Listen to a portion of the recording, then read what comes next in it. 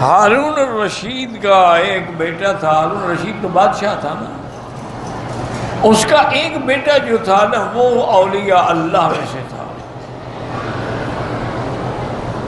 تو اب اللہ کی شان یہ ہے کہ بادشاہ کو ملنے کے لیے بادشاہ آتے، وزراء آتے، بڑے بڑے لوگ آتے، تو بادشاہ کوشش کرتے کہ میرا بیٹا بھی دعوت میں شریک ہو۔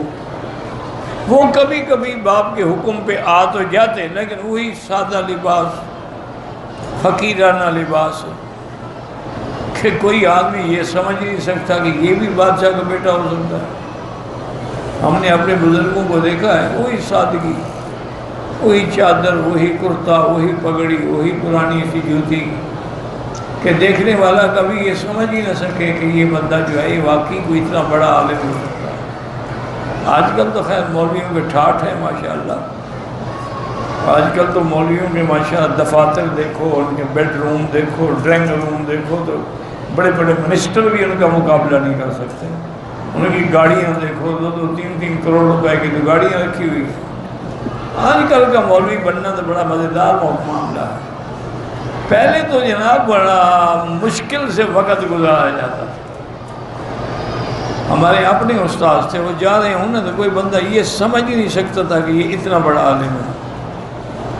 معلوم ایسی ہوتا تھا کہ جیسے ابھی بکریاں چرا کے واپس آئے ہیں۔ گلے میں پگڑی بھی کھل کے گلے میں پڑی رہتی تھی، اور نیچے چادر اتنی چھوٹی پنڈلی تک، اور حضرت حالانکہ علم اتنا بڑا تھا کہ والد صاحب ان کے بارے میں فرماتے تھے کہ تیرے یہ استاد جو ہے نا بستتن فی العلم والجسم، یہ جتنا اس کا بدن ہے اتنا اس کا علم بھرا ہوا ہے۔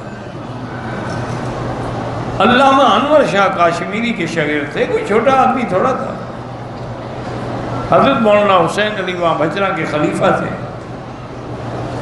اتنے بڑے لوگ تھے۔ اللہ ان کی قبروں پہ کروڑوں رحمتیں فرمائے۔ اور سادگی کا یہ عالم تھا کہ الیکشن میں ان کو جماعت نے کھڑا کر دیا۔ اچھا، الیکشن کا جلسہ تھا جس میں حضرت مفتی صاحب بھی تشریف لا رہے تھے، تو جب جلسے کا وقت قریب آیا تو انہوں نے کہا کہ چاچا بستی سے جا کے حضرت کو تو لے آؤ نا، بھئی وہ تو سٹیج پہ بیٹھے نا جن کی وجہ سے جلسہ ہو رہا ہے۔ وہاں گیا تو حضرت تو ہے نہیں۔ پتہ کیا ابھی حضرت گمانوی کہاں چلے گئے؟ انہوں نے کہا جی ابھی یہیں تھے، ابھی یہیں تھے، ابھی یہیں۔ پتہ یہ لگا وہ تو بس پہ بیٹھ کے گھر چلے گئے۔ مجھے یاد ہے کہ میں نے اور میرے دوست بھی ہیں، بھائی بھی ہیں، سر مولانا سیف الرحمان صاحب، ہم نے جناب گاڑی بھائی جیپ بھگائی وہاں سے کہ یہ کیا ہو گیا، جب 2 گھنٹے کے بعد جلسہ ہے اور حضرت گھر چلے گئے۔ وہاں آئے تو انہوں نے کہا حضرت مفتی صاحب آ رہے ہیں، بڑے اکابر آ رہے ہیں، اور آپ نے بتایا کہ فقیرہ مجھے یاد آ گیا کہ میں نے جہاں گدھا کو باندھا تھا نا تو اس کے بارے میں کسی کو کہا نہیں تھا، تو میں نے کہا وہ تو پیاس سے اور بھوک سے مر جائے گی، تو قیامت میں اللہ فرمائیں گے تم الیکشن لڑ رہے تھے، میری گدھا کو تم نے مار ڈالا۔ تو پھر میں کیا جواب، میں تو گدھے کے لیے آیا تھا۔ ہم منتیں کر کے حضرت کو ہم نے جناب گاڑی میں بٹھایا، پھر واپس لے آئے۔ یہ لوگ تھے۔ ایک جانور کا فکر ہے، جن کو گدھا کا فکر ہو وہ بندے کا فکر نہیں کریں گے، وہ طلباء کا فکر نہیں کریں گے۔ رمضان المبارک کا مہینہ الیکشن کا زمانہ تھا، تو کبھی ہم سحری کے وقت میں 30 آدمی، کبھی 40، کبھی 50، وہ دفتر بھر جاتا تھا۔ مجھے یاد ہے ایک ہی چینک تھی اتنی بڑی، اس کو حضرت نیچے رکھ لیتے، اس کے اوپر کپڑا ڈال دیتے، اسی سے بس پیالیاں بھر بھر کے سب کو دیتے۔ 40 ہیں تو وہی چل رہی ہے، 100 آ گیا تو وہی چل رہی ہے، چائے ختم ہی نہیں ہوتی۔ یہ لوگ تھے جن کو اللہ نے اتنی ہاتھوں میں کرامات اور برکات دی تھی، لیکن کوئی جاننے والا بھی نہیں۔